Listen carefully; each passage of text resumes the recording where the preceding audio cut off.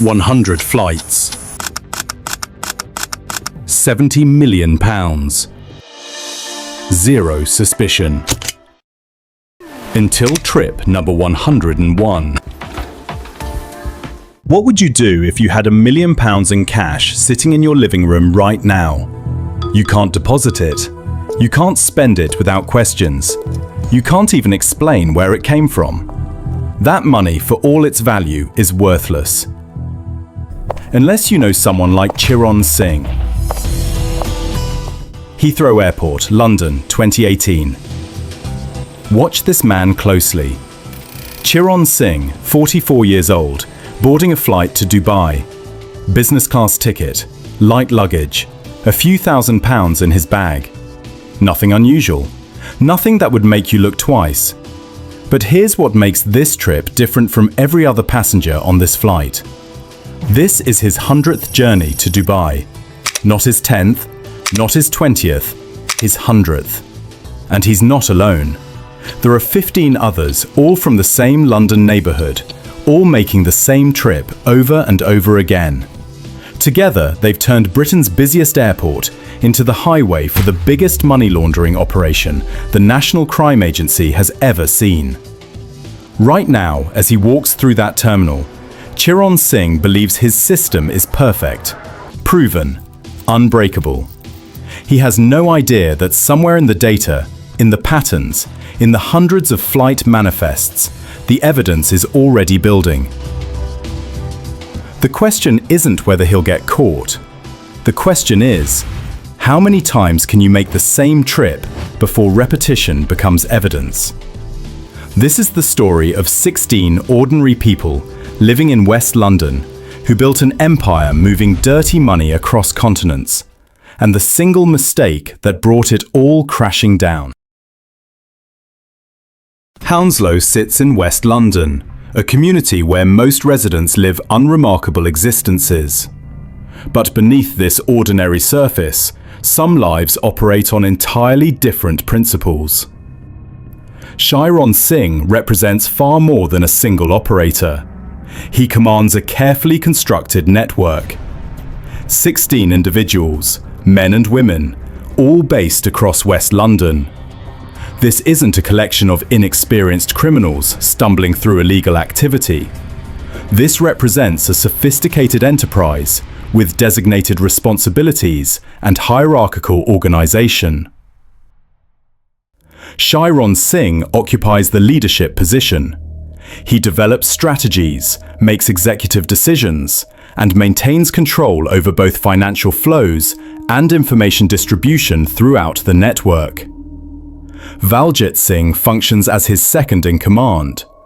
He manages day-to-day operations, ensures schedules are maintained, oversees logistical coordination, and serves as the connection point between various operational components. Swinder Singh Dal performs multiple functions within the structure. His involvement spans both financial management and operational duties, effectively bridging different aspects of the enterprise. The network extends beyond these three: Jasbir Singh Kapoor, Jasveer Singh Dal, Amarjit Aulabardis, Jaginder Kapoor, Jagtar Kapoor, Manmohan Singh Kapoor, Pinky Kapoor, Jasbir Singh Malhotra, and Diljan Singh Malhotra complete the roster. 16 people total, each assigned specific responsibilities. Some manage financial transactions, others coordinate travel arrangements, some handle logistical requirements, others provide operational cover. Some maintain documentation systems. The women within this network aren't peripheral participants. They perform essential functions, managing accounts, securing storage locations, and creating legitimate facades for activities that are fundamentally illegitimate. This reflects how professional criminal enterprises actually function. No single individual attempting to control every aspect. Instead, a network structure, labor division, and role specialization. From an external perspective, they appear completely normal. West London residents conducting typical business. nothing that would generate neighbor suspicion. Beneath this conventional surface, however, they operate something considerably more complex, something international, something generating millions in British currency. They don't produce criminal proceeds themselves. They don't distribute illegal substances. They provide something different entirely. They offer a professional service, money laundering. Other organized criminal groups face a persistent problem. What do you do with massive volumes of cash generated through Class A substance distribution? You cannot simply deposit it in banking institutions. You cannot make substantial purchases without generating questions. You need professionals who can transport it, process it, and return it as usable funds. That's precisely what this West London network provides. That's the service 16 people offer. They accept cash generated by other criminal organizations, remove it from the United Kingdom, channel it through international routes, and return it as cleaned money that won't trigger investigations. It functions as a business. An illegal business, certainly, but a business nonetheless. With clients, with established procedures, with a demonstrated history of successful operations. And controlling it all, Charan Singh, the coordinator, the decision maker, the architect who constructed this network and maintains its operation. 16 people, one leader, millions in cash movement. How long can such a system continue before it fails? The network's function is specific. They process money. They don't generate it.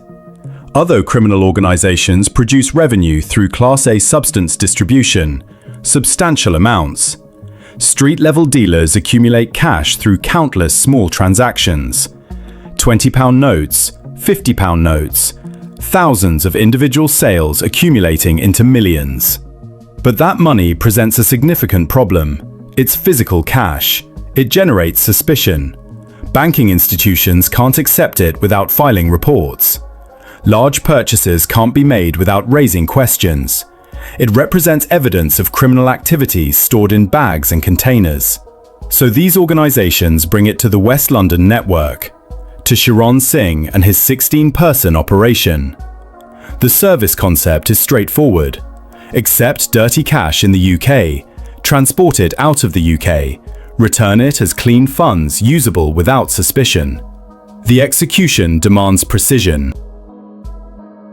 The cash arrives from multiple criminal organizations operating throughout the United Kingdom, each generating substantial amounts from Class A distribution.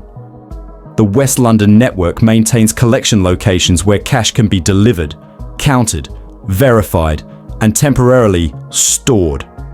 This isn't casual handling. Every pound gets counted. Every delivery gets documented. Professional criminals operate on limited trust. Systems exist. Documentation exists. Internal records prove who delivered what amount and when. The cash accumulates across West London, in residential properties, in storage facilities, in locations appearing ordinary externally, but containing hundreds of thousands of pounds in small denomination notes. You cannot arrive at Heathrow carrying £500,000 in a suitcase. That triggers immediate investigation, customs declarations, and questions about fund sources. The network divides the money, splits it into amounts remaining below reporting thresholds. UK regulations require declaring amounts of €10,000 or more, approximately £9,000. The network maintains amounts below this threshold. £7,000, £8,000. Amounts requiring no declaration, but accumulating rapidly when multiplied across multiple people and multiple trips. The cash undergoes careful preparation, counted again, packaged discreetly, distributed among the travelers who will transport it. This is where the Dubai flights become essential. Not everyone in the network travels. That would generate obvious patterns. A core group handles actual transport. Trusted individuals. Reliable. Calm under pressure. People who won't panic if security personnel ask questions. Charan Singh makes trips regularly. Valjit Singh flies frequently. Swinder Singh, Dal and several others participate. They rotate. They vary schedules. They don't all fly the same day or even the same week. Each person carries an amount below declaration thresholds. To airport security, they're simply business travelers. They possess return tickets. They have seemingly legitimate travel justifications. But collectively, over weeks and months, they're transporting substantial sums. One person carrying £8,000 20 times equals £160,000. Multiple people making dozens of trips each over 2 years. The total reaches millions. The flights maintain regularity without becoming suspiciously regular. Not every week on identical days. Varied schedules. Different times. Occasionally different airlines. Patterns that only become visible when someone analyzes all the data collectively. The money reaches Dubai, gets collected from various travelers, consolidated back into larger amounts. Dubai is perfect for this operation. It's a global financial hub. Millions pass through. International business is common. Questions are less frequent. Oversight operates differently. The network maintains systems in Dubai. Contacts. People who facilitate the next operational stage. This isn't improvised. This is organized infrastructure spanning 2 countries. The consolidated cash enters financial channels in the UAE, gets integrated into banking systems, gets transferred, gets converted, gets moved through transactions, creating layers between original dirty cash and final clean money. The cleaned money comes back, not as cash carried on flights. That would defeat the purpose. It returns through seemingly legitimate channels. Bank transfers from UAE businesses, investment returns, loans from foreign entities, payments for services, all documented, all appearing legal. The clients, the original criminal organizations needing their cash cleaned, receive their money back, minus a fee naturally. The West London network isn't providing charity. The fee is substantial. When you're moving £70 million, even a small percentage represents significant profit. This is a business, an illegal business, but a business with clients, services, and revenue.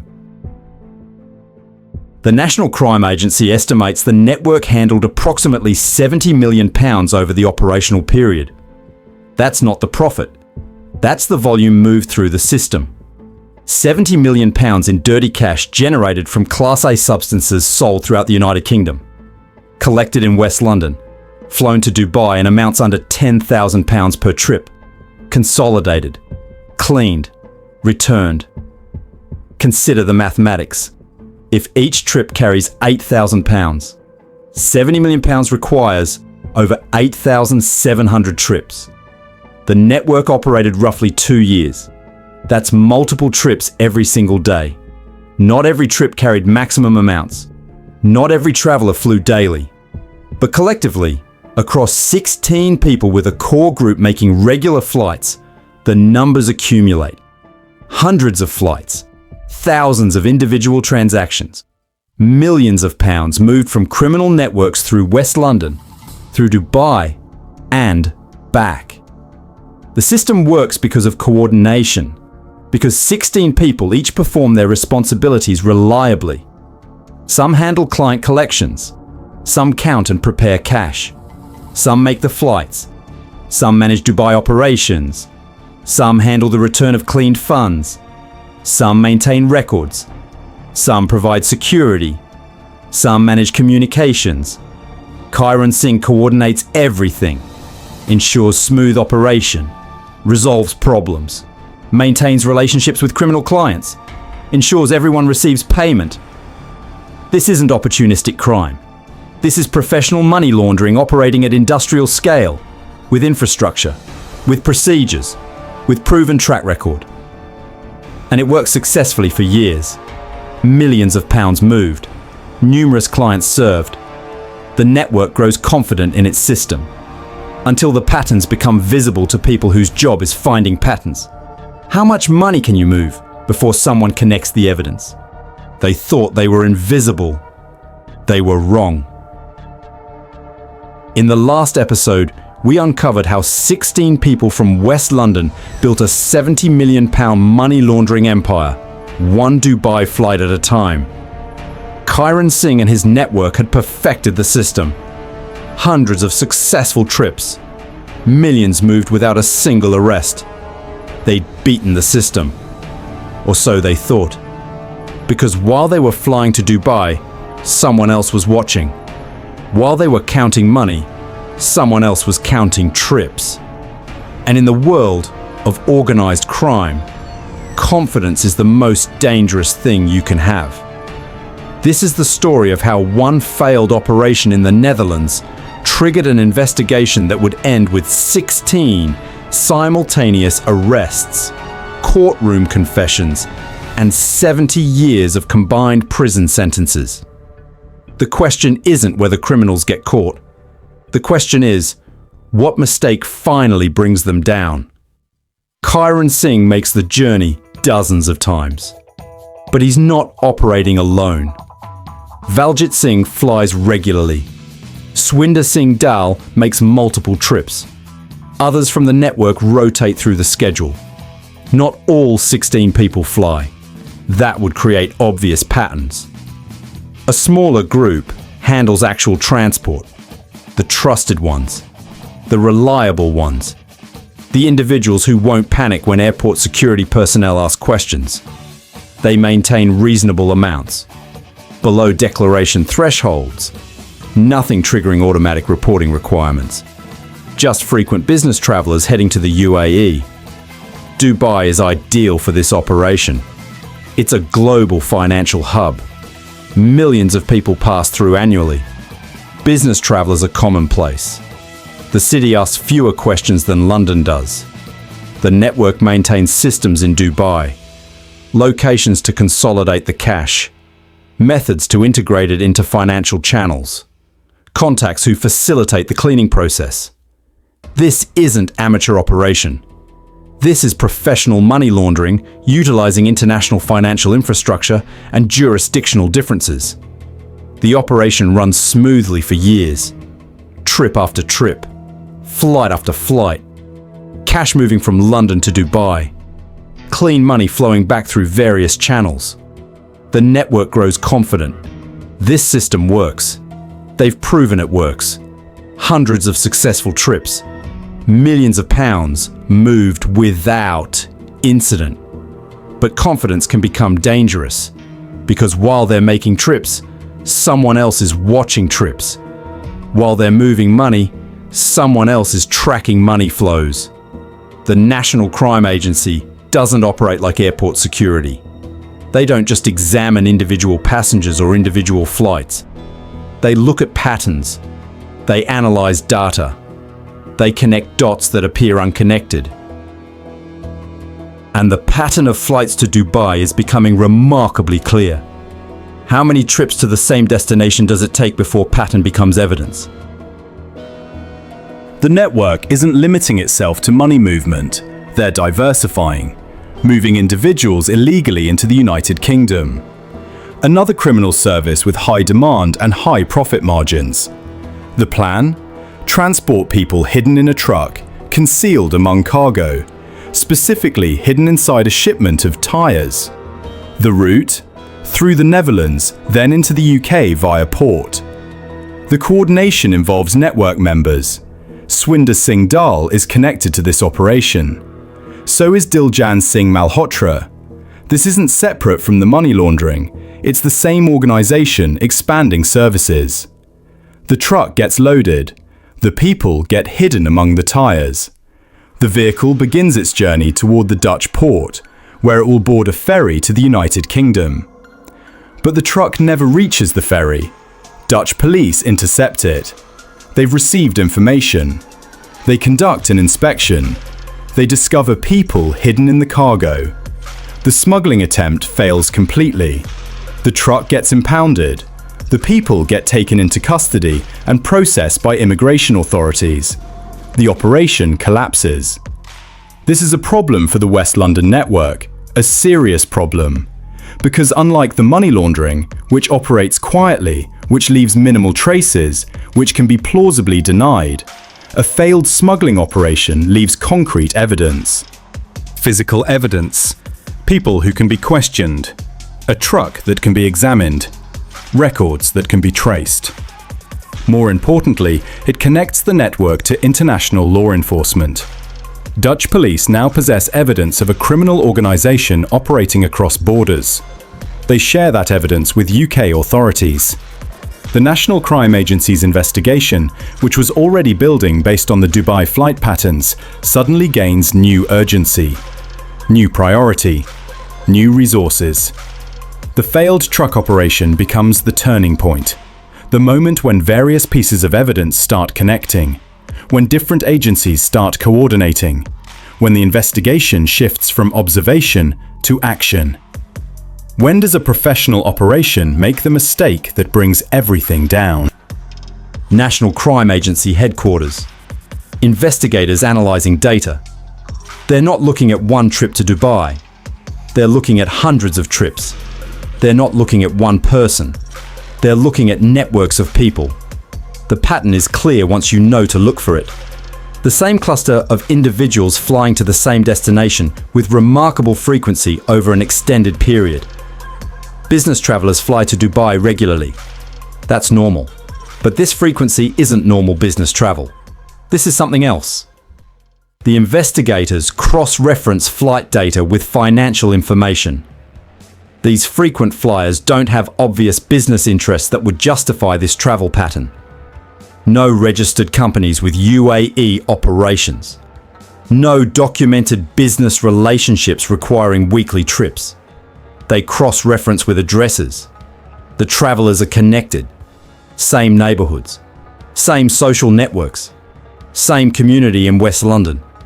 They analyze the timing.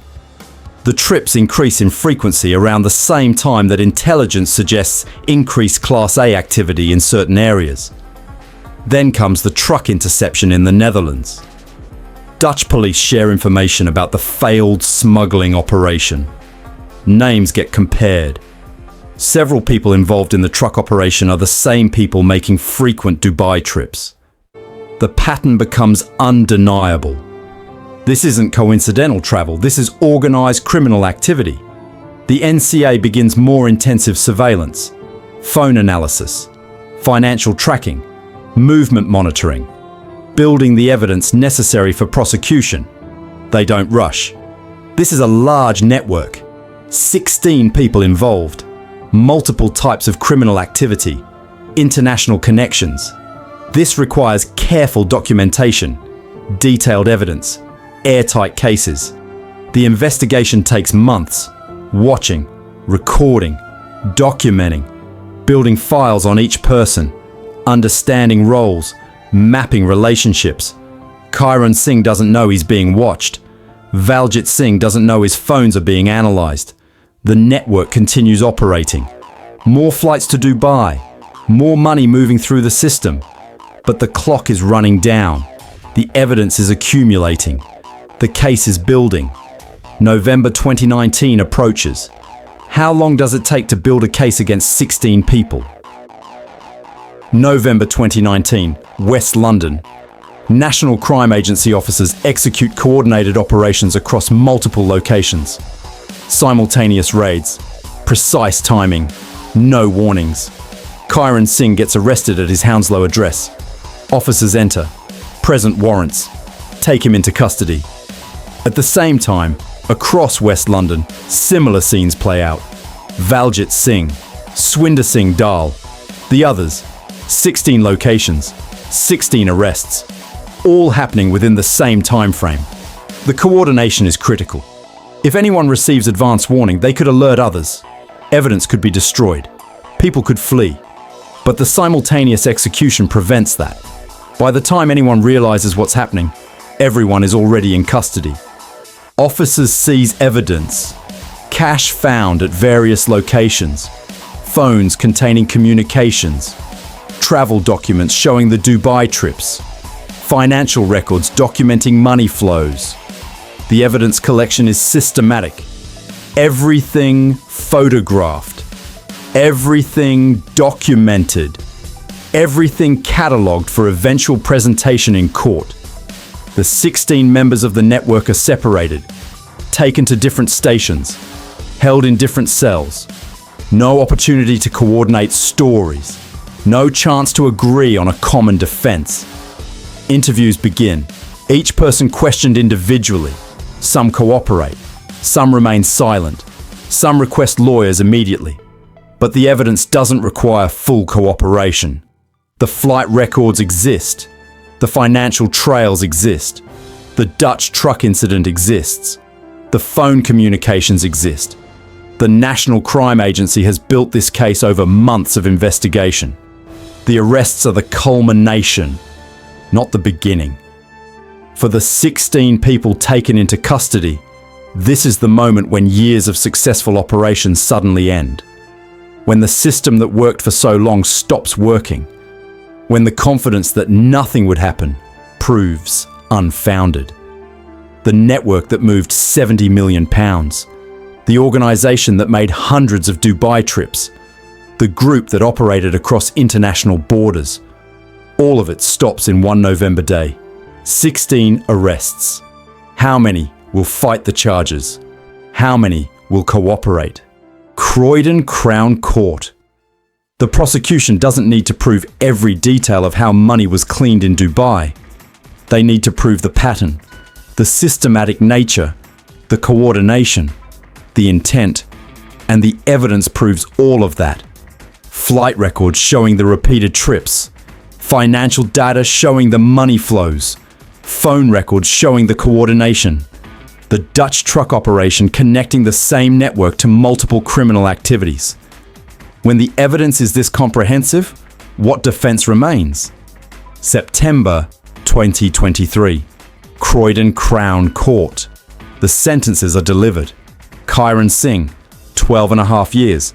Valjit Singh, 11 years. Swinder Singh Dal, 15 years total, 10 years for money laundering.